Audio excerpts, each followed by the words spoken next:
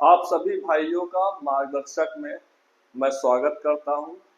आज ये हमारी पहली क्लास होगी। बहुत सारे भाई लोग बोल रहे थे कि सर कुछ पढ़ाइए, सर आप ही शुरू करिए, पढ़ाना शुरू करिए। तो मैं शुरू नहीं कर पा रहा था। यही होता है कि पहला स्टेप लेने में थोड़ा समय लगता है और पहला कदम ही सबसे भारी माना जाता है। यदि आप किसी भी चीज की शुरुआत करते हैं तो जो पहला कदम होता है वही काफी टाइम लगता है उसे लेने में। और सोच विचार करके ही लेना चाहिए पहला कदम। और जब आप उसमें कूद जाते हैं तो आप उसको फिर कंटिन्यू शुरू रखिए और हमेशा उसी में आगे बढ़ते रहिए, अपना 100% देते रहिए। तो आज ये मेरी पहली क्लास होगी। तो इसमें अगर कुछ भूल चूक होती है तो आप लोग उसको माफ करिएगा। बस ये समझने का प्रयास करिएगा कि मैं क्या समझाना चाह रहा हूँ।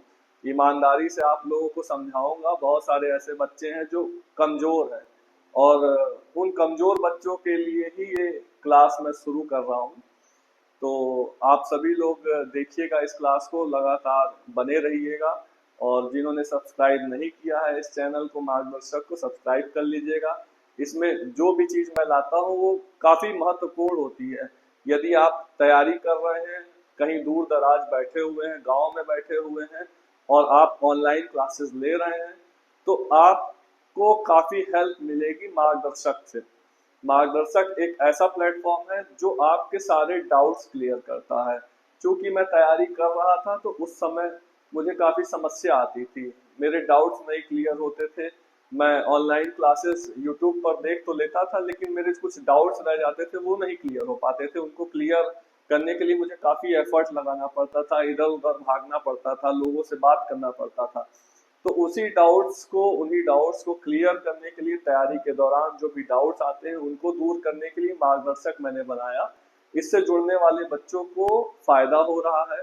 और जो भी लोग रेलवे की तैयारी कर रहे हैं उसमें जो भी पोस्ट होती हैं उनमें जो भी एम्प्लॉयज काम कर रहे हैं उनको मैं बुलाता हूँ और डायरेक्ट उनसे बात करवाता हूँ ताकि कोई भी डाउट बच्चे के मन में ना रहे।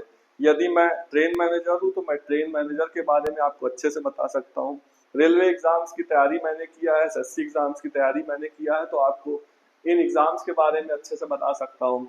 लेकिन जब पोस्ट की बात आती है, सपोज दैट कि कोई सीनियर अकाउंटेंट की पोस्ट पे काम कर रहा है डीआरएम ऑफिस में, कोई क्लर्क की पोस्ट पे काम कर रहा है, कोई टेक्नीशियन की पोस्ट पे काम कर रहा है, कोई एएलपी है, एलपी है, लोको पायलट है, और कोई सपोज दैट कि जूनियर इंजीनियर है। तो उन पोस्ट पर काम कर रहे व्यक्तियों से यदि आप बात करते हैं तो उन पोस्ट की के बारे में, उन पोस्ट की इंफॉर्मेशन ज्यादा अच्छे से आपको मिल पाती है। तो मार्गदर्शक एक ऐसा प्लेटफॉर्म है जिसमें आप उन सभी चीजों के बारे में जान सकते हैं और आपके डाउट्स को क्लियर किया जाता है। तो आज मैंने शुरू किया है, पहली क्लास होगी ये हमारी।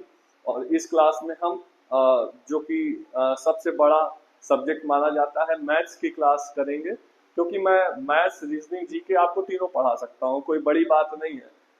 जो भी टीचर्स बनते हैं वो पहले पढ़ के आते हैं फिर आपको पढ़ाते हैं। तो मैं पढ़ा हुआ हूँ, मैं तीनों सब्जेक्ट पढ़ा हुआ हूँ। लेकिन हाँ, मैंने टीचिंग के लिए नहीं पढ़ा था, मैंने एग्जाम क्लियर करने के लिए पढ़ा था। तो मैं आपको एज टीचर तो नहीं बताऊंगा, एज बड़े भाई के तौर पे एग्जाम में कैसा अप्रोच रखना है, एग्जाम की तैयारी के दौरान कैसा अप्रोच रखना है, वो मैं आपको सिखा सकता हूँ। क्योंकि मैं भी जीरो से शुरू किया था मैथ को पढ़ना, मुझे भी मैथ्स नहीं आती थी, मैथ्स से बहुत डर लगता था। तो उस डर को मैंने कैसे 3 साल में मेहनत करके, लगातार दिन रात मेहनत करके उसको, अपने डर को दूर किया। और उस चीज को, उसी अनुभव को शेयर करने के लिए मैं आपके सामने आया हूँ। तो अभी हम लोग बात करेंगे परसेंटेज। हम लोग परसेंटेज के बारे में पढ़ना शुरू करेंगे कि परसेंटेज क्या होता है। परसेंटेज का इस्तेमाल आप अपने तैयारी के दौरान देखेंगे कि क्वांटिटेटिव एप्टीट्यूड यानी मैथ में आपको परसेंटेज का यूज ज्यादा मिलेगा। कुछ चैप्टर्स ऐसे हैं मैं बताना चाहूंगा, जैसे परसेंटेज हो गया, रेशियो एंड प्रोपोर्शन हो गया, एवरेज हो गया, नंबर सिस्टम हो गया। ये 4 चैप्टर्स ऐसे हैं जिनको आपको मजबूत करके चलना है। ये 4 चैप्टर्स अगर आपने अच्छे से पढ़ लिया और आपका मजबूत है तो आगे के जो चैप्टर्स हैं पूरे क्वांट में लगभग 20 चैप्टर हैं, तो आगे के जो 16-17 चैप्टर होते हैं उनमें आपको मजबूती मिलेगी और आपको अच्छे से समझ में आएगा। तो इन 4 चैप्टर्स पे आपको ज्यादा ध्यान देने की जरूरत है, ज्यादा समय देने की जरूरत है, ज्यादा से ज्यादा सवाल लगाने की जरूरत है। तो अभी मैं आपका परसेंटेज आपको पढ़ाऊंगा और पूरा तो नहीं कराऊंगा, लेकिन एक बेसिक चीज बताऊंगा कि जो बेसिक चीज बहुत सारे बच्चों को नहीं आती है। बहुत सारे बच्चे ऐसे हैं जिनको कठिनाइयां होती है समझने में। बहुत सारे टीचर्स ऐसे हैं, बड़े बड़े हैं टीचर्स, नाम है जिनका, वो पढ़ाते तो बढ़िया है लेकिन उन बच्चों तक नहीं पहुंच पा रहे हैं जो बच्चे रियली में बहुत कमजोर हैं, जो जिनको समझ में ही नहीं आता कि ये क्या चल रहा है। तो मैं कोशिश करूंगा, एक मेरा प्रयास रहेगा। तो शुरू करते हैं। पहला जो हम लोग पढ़ेंगे वो क्या पढ़ेंगे? परसेंटेज पढ़ेंगे। ठीक है, तो परसेंटेज होता क्या है? सबसे पहले तो आपको पता होना चाहिए, हिंदी मीडियम वालों के लिए भी बता दूं, ये होता है प्रतिशत। ठीक है, प्रतिशत बोला जाता है इसको। प्रतिशत होता क्या है? यहाँ पे आप देख रहे हो शत, शत का मतलब होता है 100। ठीक है, किसी भी वस्तु को, किसी भी दो तरह की वस्तु यानी अलग अलग, दो अलग अलग वस्तु, चलो मैं आकृति बना के आपको सिखाता हूँ कि दो अलग अलग वस्तुएं, जैसे कि मान लो आपका एक वस्तु हो गई ये गोला, ये गोला एक वस्तु हो गई, और आपका एक वस्तु हो गया ये वर्ग, वर्ग यानी स्क्वायर। ये एक सर्कल है और ये एक स्क्वायर है। ठीक है, वर्ग है, ये एक वृत्त है। ठीक है, तो अब जैसे ये देखा जाए तो दोनों अलग अलग है, दोनों अलग अलग वस्तुएं हैं। ये गोला है, ये स्क्वायर है, वर्ग है। तो अब दोनों अलग अलग है, इन दोनों का कोई कंपैरिजन नहीं है। इनमें आप अगर कंपेयर करने बैठेंगे तो आपको लगेगा यार इनमें कंपैरिजन कैसे हो सकता है। जैसे कि दो दो जानवर हो गए, मान लो हाथी है और ऊंट है, तो उनमें आप कंपैरिजन नहीं कर सकते। तो कंपैरिजन करने के लिए ही, इन दो अलग अलग वस्तुओं का ही कंपैरिजन करने के लिए ही परसेंटेज बनाया गया, यानी प्रतिशत को सामने लाया गया, प्रतिशत को बनाया गया कि हम इन दोनों को, वस्तुओं जो अलग अलग हैं, दोनों की आकृतियां अलग अलग हैं, दोनों के प्रकार अलग अलग हैं, इनको हम सिमिलर कैसे मान लें, सिमिलर कैसे मान सकते हैं, उस पर हम कैसे कंपैरिजन कर सकते हैं, उसको करने के लिए ही प्रतिशत को बनाया गया। अब इसको कैसे हम कंपैरिजन करेंगे? जैसे ये कि शत है, हम इसको 100 मानते हैं, यानी ये पूरा है। पूरा, पूरे का मतलब क्या होता है? 100। पूरे का मतलब क्या होता है? 100। ये पूरा है, ये एक वस्तु है जो दोनों अलग अलग वस्तुएं हैं और ये पूरी है अभी, है ना, कंप्लीट है। तो इनको हम क्या मान लिए? 100। ये भी 100 है, 100, ये 100 है, 100% है, ये भी 100% है। अब देखो दोनों वस्तुएं समान हो गई। अभी तक दोनों वस्तुएं अलग अलग थी, लेकिन जब मैंने इसको 100 मान लिया तो ये दोनों वस्तुएं सेम हो गई। अब दोनों वस्तुएं सेम हो गई हैं, अब इनका हम कंपैरिजन कर सकते हैं। कैसे? अब बोल दिया जाए कि इनको हमें बीच से आधा कर देना है, बीच से आधा कर दो। चलो इसको मैंने बीच से आधा कर दिया, इसको मैंने बीच से आधा कर दिया। अब देखो ये दो अलग अलग पार्ट में हो गए, ये भी दो पार्ट में हो गया, ये भी दो पार्ट में हो गया। तो अब इसको क्या बोलोगे? ये 100 था, ये कितना हो गया? ये 50 हो गया, ये 50 हो गया। पहले ये 100% था, ठीक है, अब ये 50% हो गया, ये 50%, ये भी क्या हो गया? 50% हो गया, 50% हो गया। ठीक है, अब देखो दोनों को हमने सिमिलर बना दिया है। ये अलग अलग वस्तुएं थी, दोनों को हमने, दोनों आकृतियों को हमने सिमिलर बना दिया, हमने इनको दोनों को 100-100 दे दिया। अब जैसे कि ये 100% मान रहे हैं, ठीक है, ये 100 जो वैल्यू लिखी हुई है ये 100% है। अच्छा देखो, सपोज दैट कि अभी इसको हम मान लेते हैं केक। ठीक है, ये केक है, गोला केक है, और इसको मान लेते हैं हम पेस्ट्री। आप लोग जानते होंगे, वो भी एक केक का प्रकार होती है, लेकिन ये मान लो पेस्ट्री है। ये केक है, ये पेस्ट्री है, लेकिन दोनों अलग अलग आकृति में है। ठीक है, अब जैसे बोल दिया कि किसी ने बोला कि दोनों को आधा आधा कर दो, तो मैंने दोनों को आधा आधा कर दिया, 50-50% कर दिया। ठीक है, अब लेकिन ये केक है, तो मान लो केक जो होगा वो 1 kg का है, ये केक जो है 1 kg का है, ये पेस्ट्री है, ये मान लिया हमने ये 10 kg की है, इसको हमने मान लिया क्या 10 kg की है। ये 1 kg का है, ये 10 kg का है, या ऐसे नहीं, इसको 10 मान लेते हैं, इसको 100 मान लेते हैं, ठीक है। चलो इसको 100 मान लेते हैं, ठीक है। ये तब आसानी रहेगी आप लोग को समझने में, एक में नहीं समझ में आएगा। तो इसको 10 मान लिया, इसको 100 मान लिया, ये 10 kg की है, ये 100 kg की है, लेकिन ये 100% है ना। जब हमने इसको सिमिलर बनाया तो ये परसेंट में आया, ठीक है। लेकिन ये क्या है इसकी, ये इसकी मात्रा है, ये इसकी क्वांटिटी है ना, ये मात्रा है, ये क्या है क्वांटिटी है। ये मात्रा हो गई 10 kg, ये क्वांटिटी हो गई है ना, मतलब क्वांटिटी है, क्वांटिटी को इंग्लिश में हिंदी में मात्रा बोलते हैं। तो ये मात्रा इसकी 10 kg है, इसकी मात्रा क्या है 100 kg है, लेकिन ये परसेंट में कितने हैं दोनों 100% है।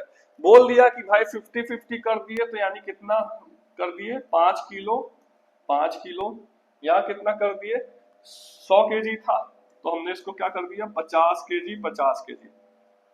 कहा नहीं भाई इसको 50-50 ना करो, इसको 25-25% बांट दो और आधा कर दो, इसको भी और आधा कर दो, आधा कर दें तो इसको और आधा करोगे तो क्या हो जाएगा 2.5 kg, 2.5 kg, 2.5 kg, 2.5 kg ना। इसको आधा आधा किए तो क्या हो गया, ये 25-25 के 4 टुकड़े हो गए, 25-25 के 4 टुकड़े हो गए, ठीक है। तो यानी ये, लेकिन देखो अभी ध्यान से देखना, ये परसेंट में अब अगर हम सोचें तो ये 25-25% आ गए, 25-25%, 1/4 कर दिया मैंने, 4 टुकड़े में कर दिया, ठीक है। ये भी मैंने 4 टुकड़े में कर दिया, 4 बराबर टुकड़े में, 4 बराबर टुकड़े में। और लेकिन क्वांटिटी की बात करें तो 25 kg है, लेकिन परसेंट की बात करें तो 25% है ना, ये भी 25% है, ये भी 25% है। ओके, तो मतलब हम देख रहे हैं कि क्वांटिटी और क्वांटिटी में अलग अलग है, लेकिन परसेंट में सेम सेम है, ठीक है। तो हम कंपैरिजन करने के लिए परसेंट में लेते हैं इसको, और क्वांटिटी में भले ही ये अलग अलग रहे, आकृतियां भले ही अलग अलग रहे, जानवर भले ही अलग अलग रहे, मान लो 2 जानवर है जिनको आप लोग खाते होंगे, मैं तो नहीं खाता, तो जैसे कि मान लो बकरा हो गया और मुर्गा हो गया, तो बकरे को आधा आधा कर दिए, मुर्गे को आधा आधा कर दिए, तो 50-50% हो गया। तो क्वांटिटी में तो मान लो बकरा 10 kg का रहा होगा, मुर्गा 1 kg का रहा होगा, तो अलग अलग होते हैं। तो अब जैसे ये हो गया, तो ये आपने देखा कि प्रतिशत में हम सिमिलर बना देते हैं दोनों को, और भले ही उसकी क्वांटिटी, उसकी मात्रा अलग अलग रहे। अब जैसे मान लो एक कोई वैल्यू, अब मैं फ्रैक्शन बता देता हूँ, जैसे फ्रैक्शन होता है ना, फ्रैक्शन आप लोग देखते होंगे, फ्रैक्शन का मतलब क्या होता है, जैसे 1/2, 1/3, 1/4, ऐसे लिखते हो ना, 1/2, 1/3, 1/4,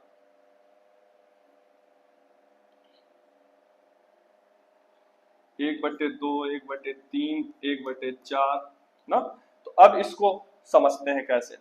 जैसे ये जब पूरा था, ये जब पूरा था, है ना, हमने इसको डिवाइड नहीं किया था 4 हिस्से में, तो ये जब पूरा था तो ये हमने अभी डिवाइड नहीं किया था, तो ये क्या था, ये 1 था, इसको क्या बोलेंगे एक, पूरा एक है ये, यानी ये क्या है पूरा एक है, पूरा एक है, ठीक है।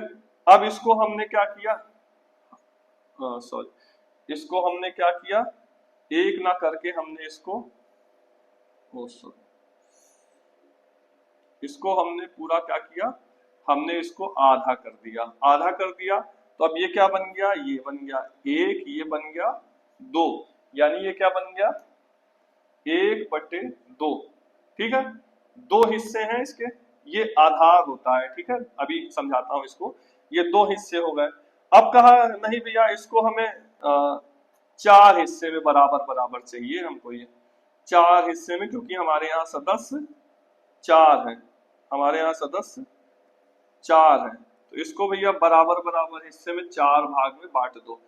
तो अच्छा, ये अभी 1 पार्ट हो गया, ये 2 पार्ट हो गया, ये 3 पार्ट हो गया, ये 4 पार्ट हो गया, ठीक है, तो ये 4 हिस्से में बट गया, यानी क्या 1/2, 1/3, 1/4।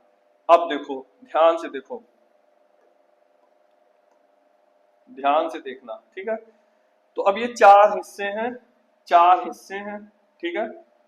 ये 4 हिस्से हैं, 4 का एक हिस्सा, 4 हिस्से हैं, 4 का एक हिस्सा ये वाला हो गया, ठीक है। अगर यही हम बोल दें कि जो है 2/4, तो यानी ये 4 टोटल है, यानी ये नीचे जो आधार है इसको कंप्लीट वैल्यू बोलते हैं, ये कंप्लीट वैल्यू है, ठीक है। 4 है, 4 के एक हिस्से ये वाला हो गया, 4 का 2 हिस्सा बोल रहा है, 2 हिस्सा यानी एक हिस्सा 2 हिस्सा, ठीक है। 2 हिस्से यहाँ पे ये पूरा आधार होता है, ठीक है। आधार यानी कंप्लीट वैल्यू, आधार बोलते हैं इसको। समझाता हूँ फिर से पूरा वो करके, न्यू पेज करता हूँ पहले।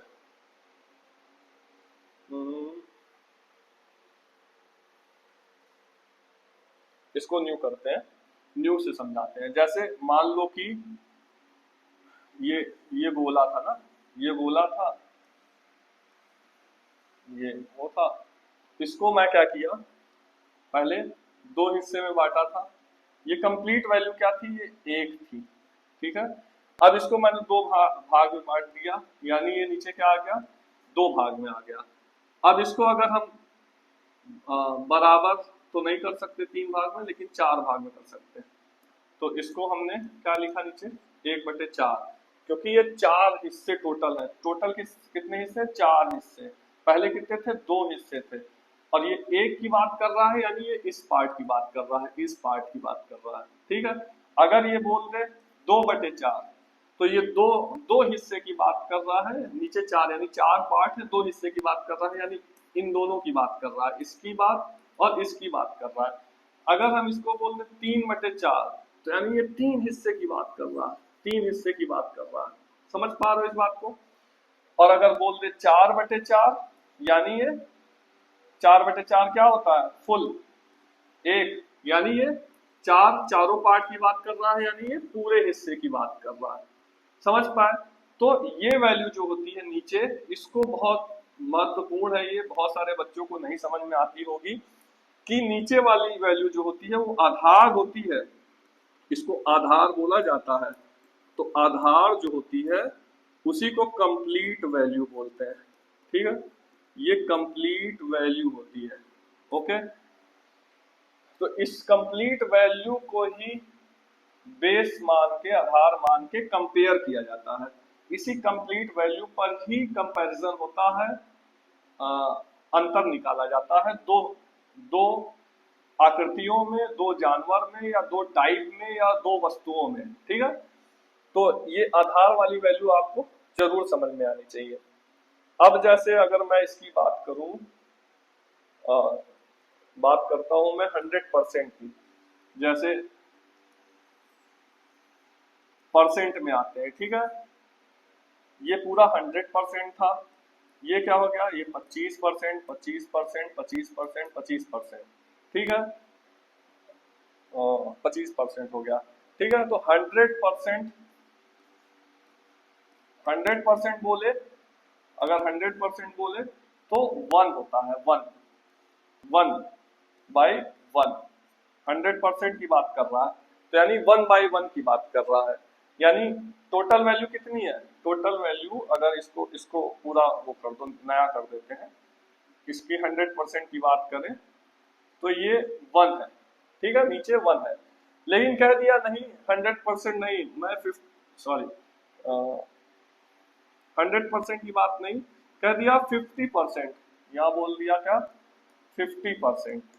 तो क्या किया, 1/2, 2 हिस्सों में बांट दिया है, और एक हिस्से की बात कर रहा है, यानी 2 में से 1, 2 में से 1 यानी ये वाला हिस्सा 50%, ये 50%, ठीक है।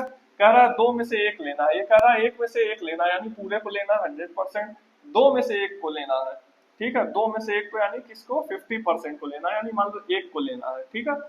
कह दिया नहीं, हमें 4 में से 1 को लेना है इसके 4 हिस्से करो और 4 में से 1 को लेना है। अच्छा, चार में से एक को लेना है, यानी चलो मैंने इसको चार हिस्से में बांट दिया और इस वाले पार्ट की बात कर रहा है।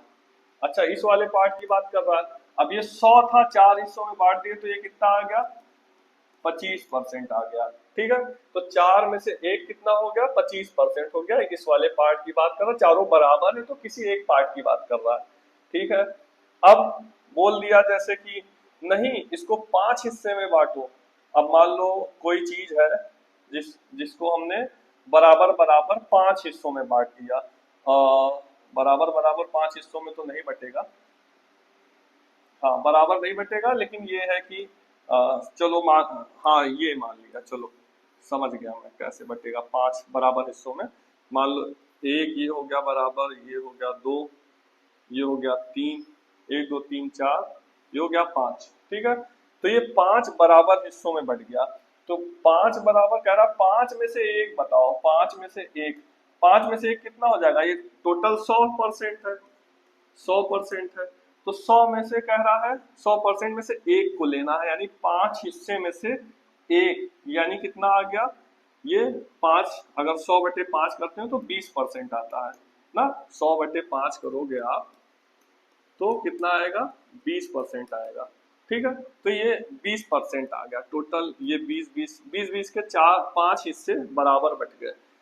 तो आपने देखा कि फ्रैक्शन और परसेंटेज में कैसे समानता है। अगर 25% बोल रहा है तो चार में से एक हिस्से की बात कर रहा है, 20% बोल रहा है तो पांच में से एक हिस्से की बात कर रहा है।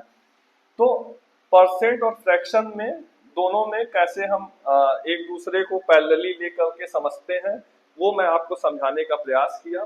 तो इस तरह से आप अगर आकृति के हिसाब से समझते हैं तो काफी बेहतर तरीके से आप परसेंट को समझ पाएंगे।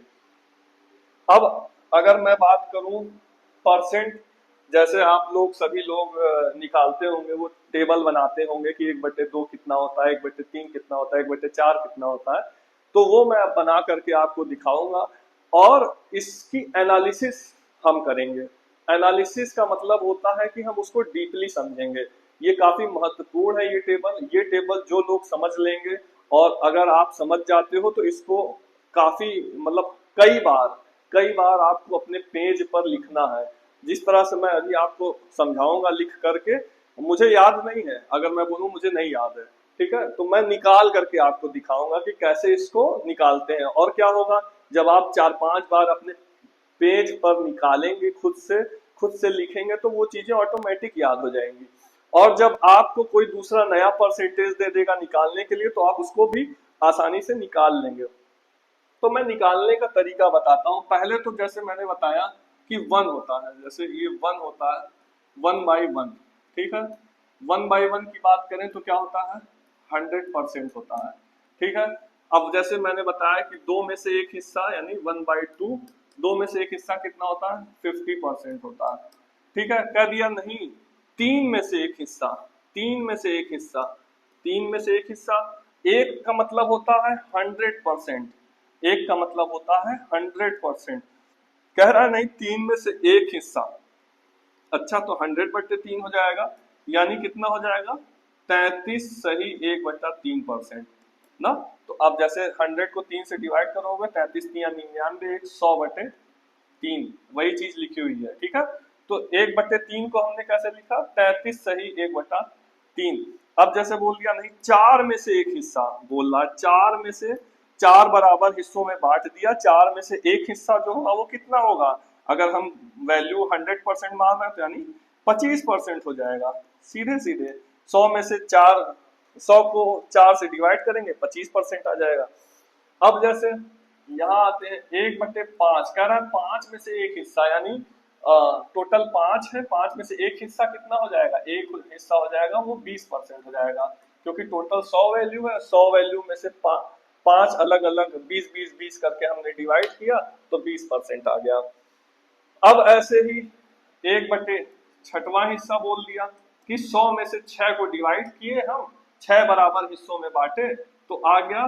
जब हम 100 को डिवाइड करते हैं 6 से तो क्या आता है, 16×6 = 96। अब देखो यहाँ पे आपको टेबल की जरूरत पड़ेगी, मतलब हमें टेबल अगर याद होती तो हम इसको बेहतर तरीके से कर पाते। और मैं आप लोग से हमेशा कहता हूँ 30 तक की टेबल 30 तक की टेबल आपके पॉइंट्स पे होनी चाहिए, टिक पर होनी चाहिए। 30 तक की टेबल अगर आप याद किए हो तो आपको बहुत बेहतर तरीके से समझ में आएगा।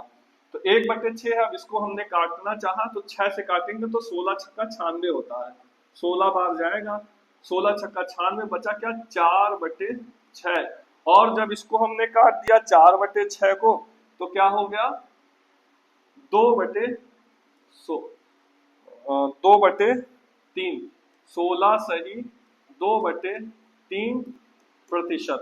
ठीक है। अब जैसे हमने इसको 1/7 लिखा तो यानी 7 बराबर हिस्सों में बांटा है। अब इसको हम काटेंगे तो 14×7 = 98 होता है, 98 2/7, 14 सही 2/7%। ऐसे ही जब हम 1/8 करते हैं यानी 8 बराबर हिस्सों में बांटा तो 8 से जब काटेंगे तो हो जाता है 12×8 = 96। हाँ, तो 12 सही 96 है तो 4/8 यानी 4/8 को काटेंगे तो 1/2 आता है। ठीक है, 12 सही 1/2%।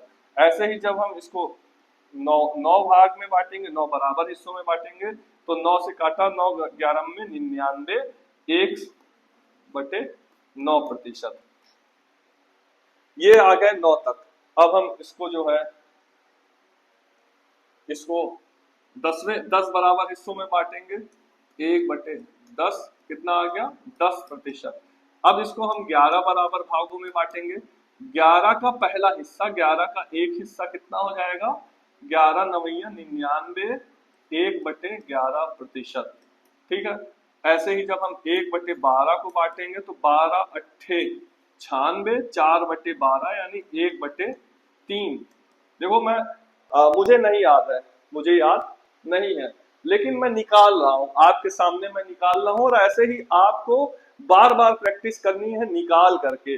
जब आप कॉपी पेन ले करके बैठे और इस तरह से आप प्रतिशत निकालें बार बार तो आपको ये ऑटोमेटिक याद हो जाएगा।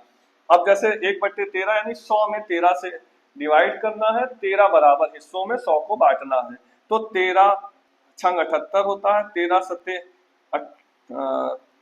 = 91 होता है, 13×7 = 91 और 9/13%। 7 सही 9/13। अब जैसे 14 है, 14 से डिवाइड किया 100 को तो 14×7 कितना होता है 98 होता है, 2/14 यानी 1/7%। देखो मुझे याद नहीं है, मैं डिवाइड कर रहा हूँ। अब ऐसे जब आप बार बार डिवाइड करोगे किसी चीज को तो आपको ऑटोमेटिक याद हो जाएगा। 15 छक्का 90 होता है, बचा 10/15 यानी 5 दूनी 10, 3, 6 सही 2/3%। ऐसे ही 1/16 निकाला मैंने, 16 से काटा 16 छक्का 96, 4/16 यानी 1/4%। 17 से मैंने डिवाइड किया 100 को, 17 25 85 होता है, 15/17, 15/17। ऐसे ही हमने 18 से डिवाइड किया, 18 पंचे 90, 10/18 यानी 5/9%। ठीक है। 19 से डिवाइड किया हमने, 1/19 कितना आएगा 19 पचे 95, 5/19%। ऐसे ही आपको पूरा निकालना पड़ेगा। जैसे अब हम निकालेंगे 20 का, 1/20 कितना होता है 5%, 20 पंजे 100। 1/21 कितना होता है 21 चौक 84, बचा 16, 16/21%। ऐसे ही पूरा करके हम जाएंगे कहाँ तक 1/30 तक। ये अब आपको होमवर्क दे रहा हूँ। 30 तिहाई 90, 10/30 यानी 1/3%। ठीक है। तो आपने देखा कि मैं कैसे दो आकृतियों को कंपेयर कर रहा था, कैसे उन दोनों को आपस में कंपैरिजन किया। दोनों आकृतियां अलग अलग थी, दोनों वस्तुएं अलग अलग हो सकती हैं। तो परसेंटेज एक कंपेयर करने का माध्यम है, प्रतिशत के द्वारा ही हम उसको 100% मान करके उसको कंपेयर करते हैं। अब हम कुछ वैल्यूज ऐसी हैं जो देखेंगे कि बहुत जरूरी है हमारे पढ़ाई के लिए। जैसे हमने अभी प्रतिशत की टेबल बनाई, चार्ट बनाया, 1/2 1/3 करके, हम ऐसे ही 1/30 तक आपको मैं होमवर्क दे रहा हूँ। 1/30 तक का इस तरह बनाना है और उसको लिख करके अपने स्टडी टेबल के सामने चिपका लेना है। चाहे आप लाइब्रेरी में पढ़ रहे हो, चाहे आप रूम में पढ़ रहे हो, वहां आप जरूर चिपका लीजिए। चिपकाने से ये होगा कि आपके रोज नजर में आएगा, और नजर में आएगा तो आपको याद हो जाएगा, और याद हो जाएगा तो परसेंटेज आपको पूरे 20 चैप्टर में काम आता है। तो अब हम कुछ वैल्यूज ऐसी हैं जो हमेशा काम आती हैं, उन वैल्यूज को देखेंगे, और उन वैल्यूज को देखने के बाद इस क्लास को यहीं पे खत्म करेंगे। पहले हम वैल्यूज देखते हैं। जैसे कि हम लोग ने देखा 1/2 50% होता है, हम लोग ने देखा ही था। तो ऐसे ही हम इसको अगर हम जोड़ें, मान लो इसको हम 3/2 करते हैं, ठीक है, 3/2 करते हैं तो हो जाता है कितना, 150%, ठीक है। ऐसे ही जब हम 1/3 की बात करते हैं तो 33 से ही 1/3 आता है परसेंट।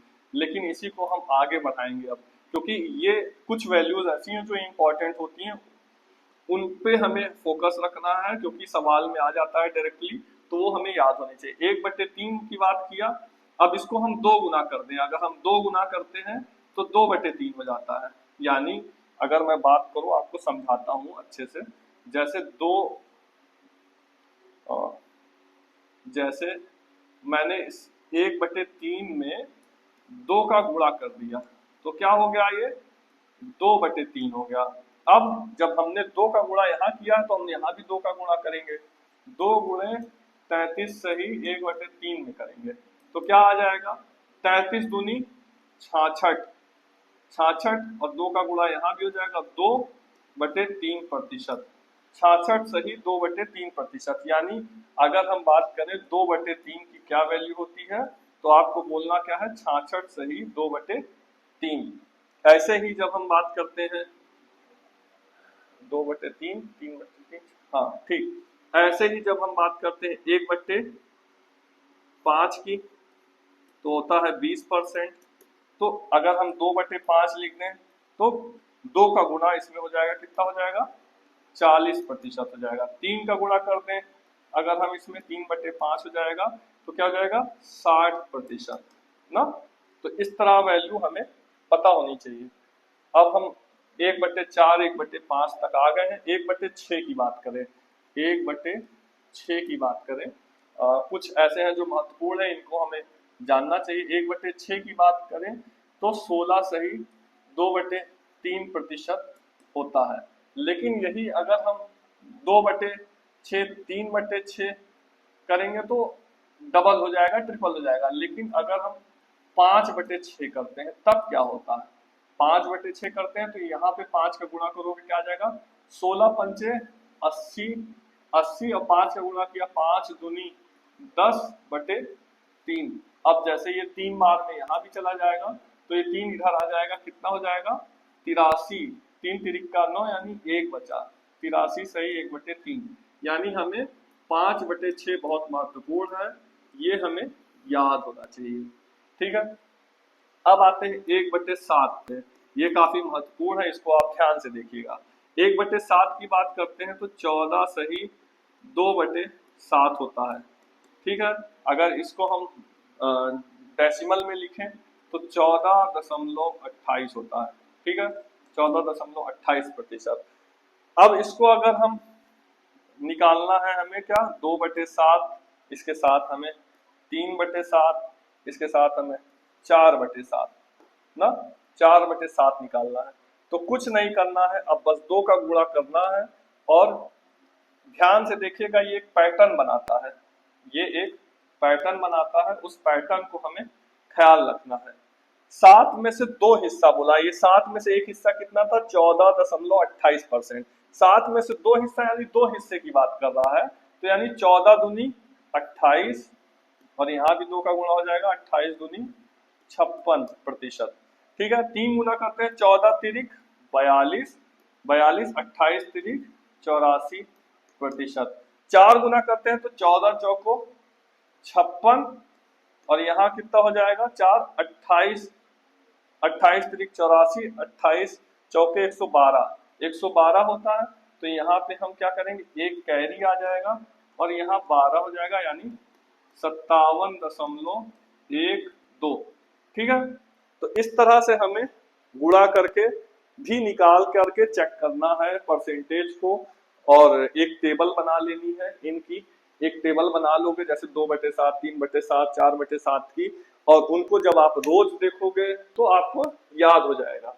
और ये बहुत जरूरी है याद करना, इसलिए कि आपको सवाल में दे देगा तो आपको याद होना चाहिए।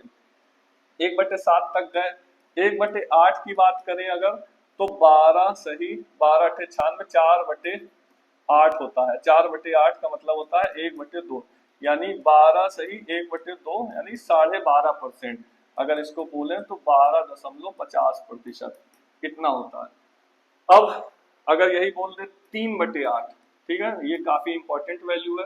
तो 12 तिहाई 36, 36 पॉइंट लगाएंगे, 3 गुना इसमें करेंगे तो 150 हो जाएगा। तो एक कैरी ऊपर चला जाएगा, यहाँ आ जाएगा 50, हो जाएगा क्या 37.50, 37.50। 3/8 होता है 37.5%। ठीक है, और इसी को अगर बोल दे 5/8, 5/8 भी काफी इंपॉर्टेंट है। तो यहाँ पे क्या 12 पंजे 60, 60 आ जाएगा। और अगर 25 बोले तो 250 होता है, तो यहाँ 2 हो जाएगा, यानी 62.5%। ये काफी महत्वपूर्ण है। तो ये दो तीन संख्याएं हैं जो काफी महत्वपूर्ण है, इनको आपको याद रखना है।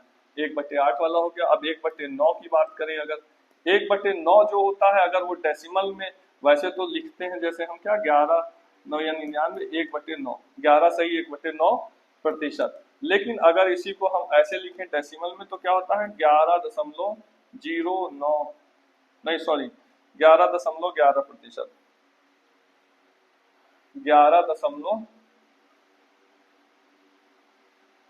11.11, ऐसे 11-11 चलता जाएगा।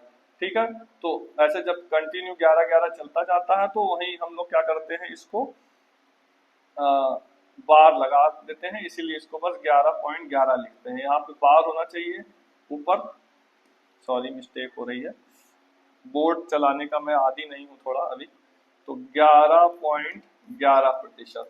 ठीक है, तो 1/9 हो गया। अब अगर इसी को बोल दे कि बताइए मुझे 2/9 कितना होता है, 3/9 कितना होता है, 4/9 कितना होता है, तो आपको कुछ नहीं करना है, बस 2 का गुणा करना है। क्या 22.22, यहाँ क्या हो जाएगा 33.33। बेसिकली ये क्या है 1/3 है।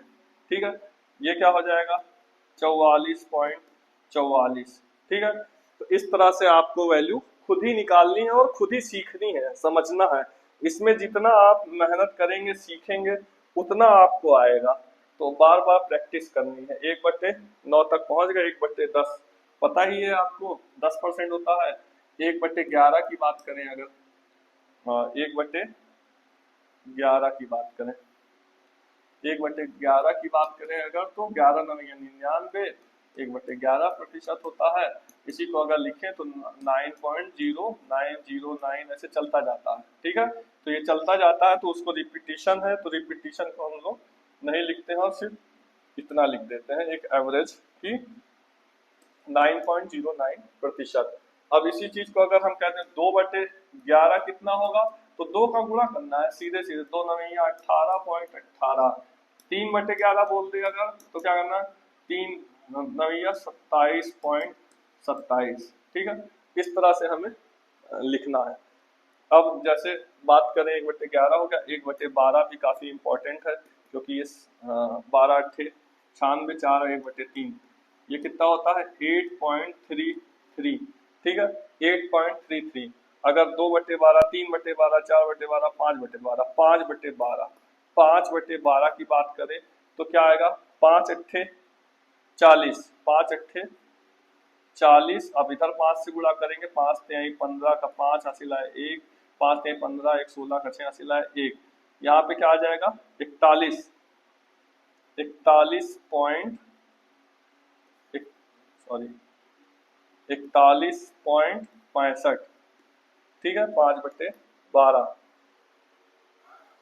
5/12 की वैल्यू हो गई 5 8 हाँ ठीक, तो हाँ ठीक है 41.65। अब ऐसे अगर हम इतना अभी इतना आपका सफिशिएंट है। 1/3, अच्छा 1/40 आपको पता होना चाहिए। 1/40 क्या होता है, 2.5% होता है। 1/40 काफी इंपॉर्टेंट है, पता होना चाहिए। तो ये सारी चीजें हो गई। तो आपने देखा कि मैंने कैसे इसको निकाला है, इसमें मैंने खुद निकाला आपके सामने, मुझे याद नहीं है, मैं जद्दोजहद कर रहा हूँ ना, आपके सामने मैं प्रैक्टिस कर रहा हूँ एक तरह से। तो आपको भी ऐसे ही अपने घर पर बैठ करके इस परसेंटेज टेबल के साथ खेलना है, उसके साथ कुछ समय बिताना है। मैथ को बर्डन की तरह ना लो, मजा लो, मैथ को एंजॉय करो कि ऐसे निकालते हैं अगर मैं, और इसमें से काम आएगा आपका। ये चार्ट जो है आपका काम आएगा। इस चार्ट को देखिए और एक अच्छा सा साफ पेज में टेबल बना लीजिए कि 1/2 इतना होता है, 1/3 इतना होता है, 1/4, 1/30 तक का, 1/30 तक का लिख लीजिए। फ्रैक्शन वैल्यू भी लिखिए और डेसिमल वैल्यू भी लिखिए साथ में। फ्रैक्शन भी याद हो, डेसिमल भी याद हो। फ्रैक्शन डेसिमल की बात करें तो जैसे ये आपका हो गया फ्रैक्शन वैल्यू, ये आपका हो गया डेसिमल वैल्यू, ठीक है। तो फ्रैक्शन वैल्यू भी आपको पता होना चाहिए, डेसिमल वैल्यू भी आपको पता होना चाहिए, ये दोनों आपको याद होने चाहिए। तो आप लोगों को कैसी लगी मेरी ये वाली क्लास? ये एक डेमो क्लास थी, ट्रायल क्लास थी, इसकी मैंने कोई तैयारी नहीं किया था, ये तो बस मुझे लगा कि चलो यूं ही एक बार ट्राई करते हैं, यूट्यूब पर डालते हैं। आप लोग को यदि अच्छी लगी हो और चाहते हो कि आगे भी कंटिन्यू रहे, तो इसमें कमेंट जरूर करना, लाइक करना और शेयर करना, ताकि मुझे मोटिवेशन मिले और आप लोगों के लिए अगली क्लास भी लेकर के आऊं, परसेंटेज पर ही आगे बढ़ाऊं, ठीक है। धन्यवाद। मार्गदर्शक से जुड़ने के लिए इंस्टाग्राम पर भी जुड़ जाओ और यूट्यूब पर भी जुड़ जाओ, टेलीग्राम पे भी जुड़ जाओ, और एक व्हाट्सएप चैनल चल रहा है जिसमें एक टारगेट सीरीज भी चल रही है, उसमें जुड़ जाओ। टारगेट सीरीज को फॉलो करो, टारगेट सीरीज बहुत अच्छे से मैं चला रहा हूँ, ईमानदारी से आपको बहुत ही अच्छा कंटेंट दे रहा हूँ। धन्यवाद।